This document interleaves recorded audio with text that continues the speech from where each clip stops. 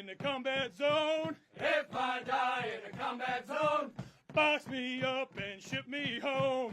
Panoorin at pakinggan natin to, guys. Bayan ng Kuya Ed, para malaman nyo, may isa kaming tropa ng Marines mula sa grupo ng security detail na nagpahayag ng katotohanan tungkol sa mga transcript ng mga basura, kung saan kinuha at kung kanino dadalhin.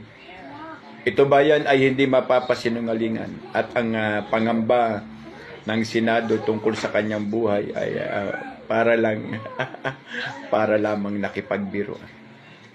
Paalalang muli sa mga nagnanais makialam at pumapil tungkol sa kung ano ang katotohanan para sa aming kapatid at kasama sa Marines.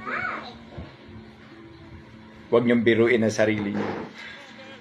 Dahil handa po kami makipagpatayan, proteksyonan lang ang aming kasama para sa katotohanan.